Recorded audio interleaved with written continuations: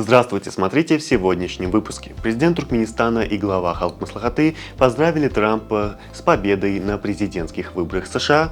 Главы МИД Туркменистана и Ирана провели телефонный разговор. SpaceX примет участие в международной конференции Туркмен-Тел-2024 и другие новости.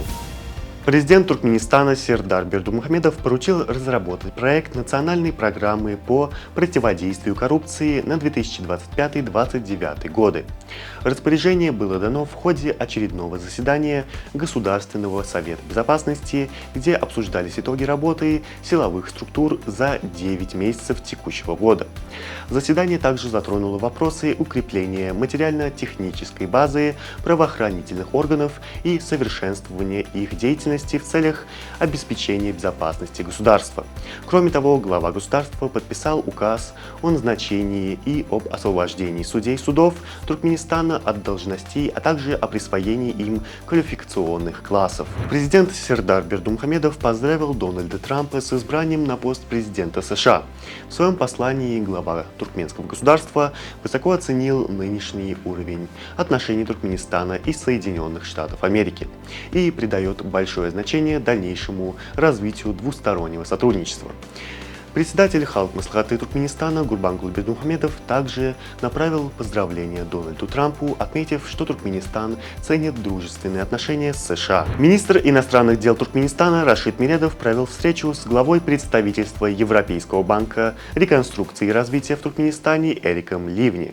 В ходе встречи обсуждались вопросы укрепления партнерского взаимодействия и перспективы наращивания сотрудничества между Туркменистаном и ЕБРР. Министры иностранных дел Туркменистана и Ирана Рашид Миредов и Сеид Аббас Аракчи в ходе телефонного разговора достигли договоренности о проведении очередного заседания межправительственной туркмено-иранской комиссии по экономическому сотрудничеству до конца текущего года. Это будет уже 18-е заседание комиссии, направленное на укрепление торгово-экономических связей между двумя странами. В ходе беседы особое внимание было уделено развитию культурно-гуманитарного сотрудничества. Стороны запланировали ряд совместных мероприятий на ноябрь-декабрь, включая выставку «Иран Агрофуд», неделю дружбы детей и ювелирные мастер-классы. Компания SpaceX подтвердила свое участие в международной научной конференции Туркмен-Тел-2024, которая пройдет в столице Туркменистана. Директор отдела продаж компании Елена Пышер представит американского лидера космической индустрии на этом мероприятии. Конференция будет проходить в течение 3 дней с 14 по 16 ноября в здании Торгово-промышленной палаты Туркменистана. Космический аппарат Юнона, запущенный НАСА, передал на Землю уникальные снимки Юпитера, которые отличаются рекордной детализацией за всю историю наблюдения за планетой. Эти впечатляющие кадры были получены во время 66-го пролета зонда вблизи газового гиганта. В ходе этой миссии Юноне также удалось провести съемку одного из спутников Юпитера Амальтеи. Это сближение позволило получить новые данные о небольшом спутнике планеты. На международной выставке FIFA World Show в Норвегии определили победителя среди самых красивых кошек планеты. Главный титул завоевал русский голубой кот по кличке Бакарди, опередив более 1500 конкурентов.